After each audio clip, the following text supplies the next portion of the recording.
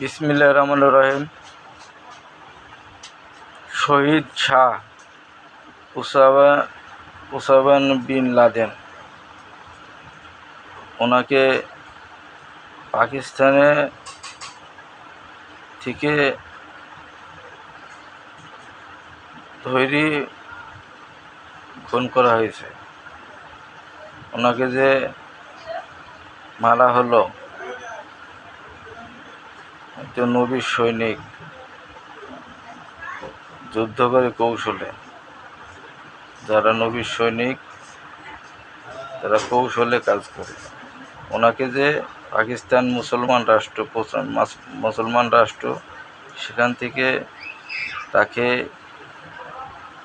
ইহুদিরা ধরে তাকে খুন করলো, তার লাশটা পর্যন্ত দিল না। তার যে তাকে দেখি যে তারা ভয় পায়, সেই জন্যে তার লাশটা পর্যন্ত দেয়নি। তাকে যে মারলো, জাতিসংঘ সে ব্যাপারে তো কোনো বিচার আচার করলো না। উনি তো মুসলমানকে মারলো। আরও মুসলমান আছে পাকিস্তানে, তাদের একটুও মন খারাপ হলো না। তারা তাদের ভাইকে মারছে, ইহুদি খ্রিস্টান, আবার মারার পরে তারা উল্লাস আনন্দ করছে। তার জন্য কারোর একটু মন খারাপ হলো না।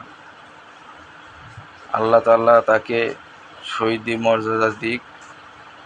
আল্লাহ তাআলা আমাদের সবাইকে সঠিক বুঝদান করুক। মুসলমান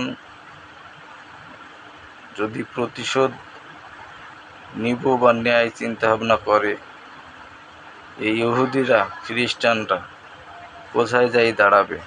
পালানোর কি জায়গা পাবে? আল্লাহ তাআলা আমাদের সবাইকে সঠিক বুঝদান করুক। আমরা যেন সারা বিশ্বের মুসলমান সবাই এক হয়ে ইসলামের পথে থাকতে পারি। আল্লাহ তাআলা আমাদের সবাইকে রহমত নাজিল করুক। আমার ইসলামিক ভাইয়ের মতন আমরা যেন সবাই আল্লাহর কাজের জন্যে শহীদ হতে পারি। আমিন।